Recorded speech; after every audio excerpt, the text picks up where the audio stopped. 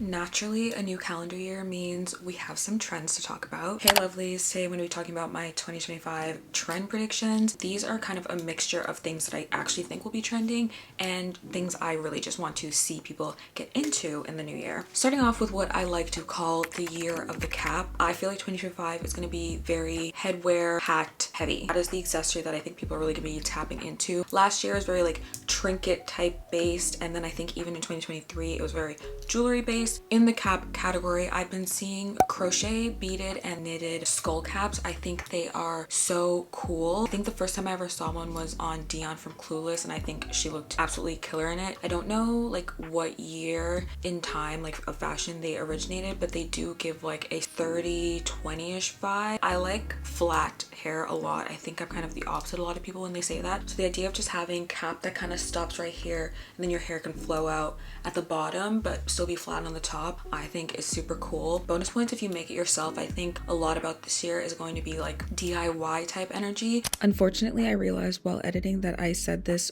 way too much throughout this video, so beware of that. So anything that you can add your own personal touch to, or you can make yourself if you don't want people to have the exact same thing. I've also been loving a beret lately. I think maybe because I had a little bit of an Emily in Paris binge at the end of last year, but I've been loving pictures I've seen online and just watching people styling videos where they wear berets like backwards or sideways. I was even watching an episode of Good Luck Charlie where Emmett was wearing a beret, a leather beret. Any type of like hat that's a little bit different from just a baseball cap, something that diverges that a little bit, something that I really want to see more of this year. The last type of cap is going to go hand in hand with the next section I talk about in full, and it's a fisherman's cap. I don't know if I'm necessarily saying this in like a unisex way. When I say it, I envision mostly men wearing it, but obviously women can wear it as well, and they probably will rock it. A fisherman's cap is a more specific niche way of looking at a bucket hat. I think that they're pretty cool,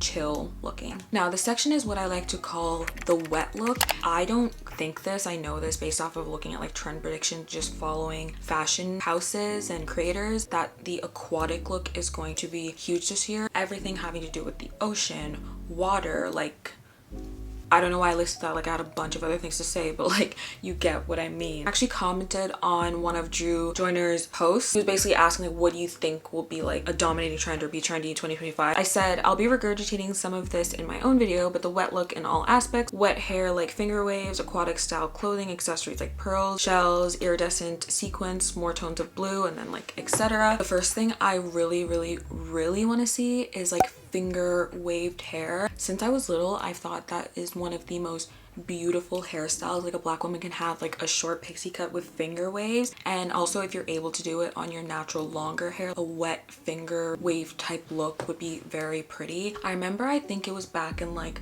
2018 to 2019, the wet look was sort of a thing. Black women all the time would wear deep wave and they would wet it, then they would put gel, so then even when it dried it still looked wet. Wet makeup is another one that we have definitely seen before. Even last year when Mason Margiela runway show and Pat McGrath did the makeup for it, it went completely viral and it looked like they had like dull glass skin that looked like wet and porcelain. I don't mean to that like exact extent, but I think just like a wet makeup look, glossy eyes coming back. You guys already know that I absolutely love pearls. Like I think they are such a versatile stone. Are pearls like a stone or a gem? You can style them in so many different ways that aren't just like the stereotypical elegant like string of pearls type vibes. So I really want to see pearls trending this year, and I also just feel like they're going to trend a lot this year. You can wear pearl gems in your hair, especially with like the whole wet look, like slicked hair. We saw a little bit of pearls like having their moment anyways on nail accessories. Large pearls, small pearls, regular pearls,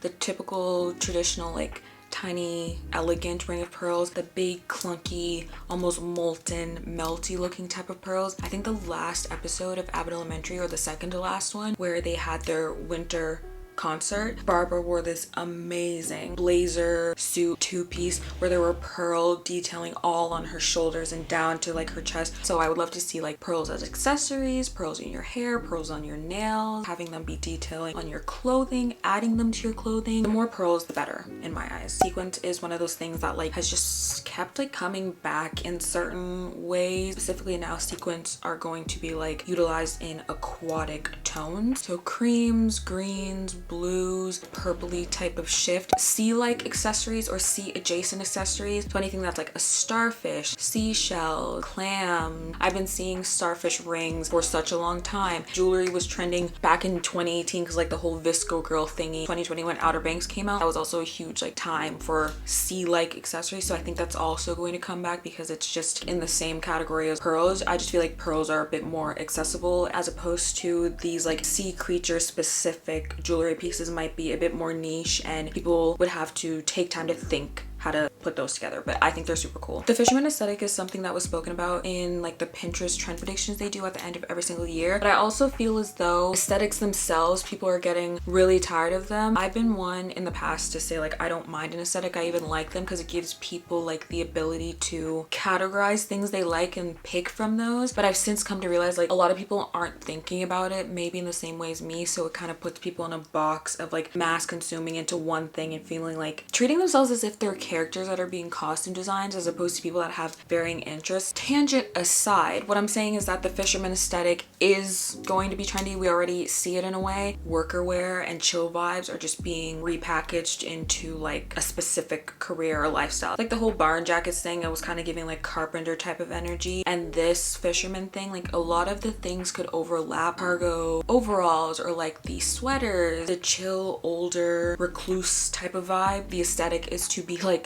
a working man. And lastly, for the wet look category, baby blue is 100% going to be the next color trend, and the way that we saw red absolutely dominate for probably like 2 years straight, I personally am not going to add it into my wardrobe. I think that it's very cute, it's very like, it's a comforting color. Baby blue tights, I've seen so much baby blue makeup, especially like frosty eyes type of vibe, doing like the cool tone thing again, which is cool. And now moving on to the things that don't fit in any category, they are just like their own thing. I really think that lace detail, not laces, almost in the same vein of 2016. Like, do you guys remember those tops that would be open and then there'd be eyelets and laces? I feel like if you were a teenager or something, or even if you weren't in 2016, you know exactly what I'm talking about. It just screams so Drake. What was that album called? I think it's Views from the Six. Lace up top, lace up detailing on pants, jeans, shoes are gonna have more lace up detailing, like boots and heels and stuff. Honestly, I love it. I've always loved laces. I think they're fun, and it's just another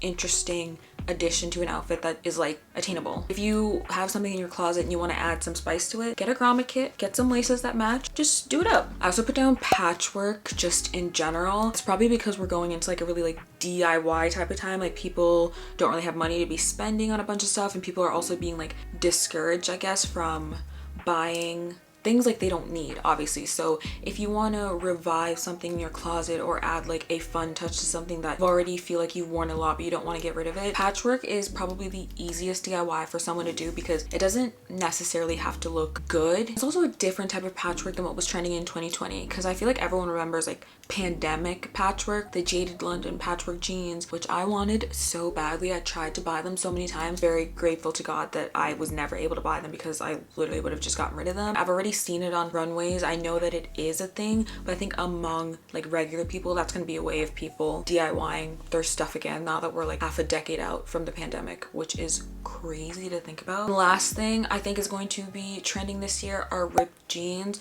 but not in the same way of like Yeezy, like weird homeless like type of vibes, torn up clothes that look like they should be binned. It's a little rip in like the knee or like a little bit of just stitching on the sides. Again, I think people are kind of craving having their clothes look worn in, even if they don't want to do the work of actually wearing in their clothes. Like, some people would just rather have something look like it's been beat up, like it's been loved, there's been life put into it, than do that themselves. That's why I think ripped jeans are going to be coming back. I actually don't have any ripped jeans anymore, and when I was in high school I used to just like distress my own denim. It was to the point where I was so good at it, my friends at the time would ask me to distress their jeans for them, and I loved doing it. So if I ever want ripped jeans again, I could just do a little distressing in the jeans that I have, but I kind of love all of my jeans the way that they are, so I don't want to add distressing to them. That's just what I think. I already see them like being sold a lot more than I used to see them previously. So those were all my 2025 trend predictions. I'm wondering if you guys have anything different that you think is going to be trending this year, or something you just want to see a lot more people wear, or something you just want to start wearing a lot this year and you don't really care if it becomes a trend regardless. Don't forget to like this video, comment down below, share with a friend, and subscribe. Also follow me on my socials that are always linked down below in the description, and I'll see you guys in my next video. Bye.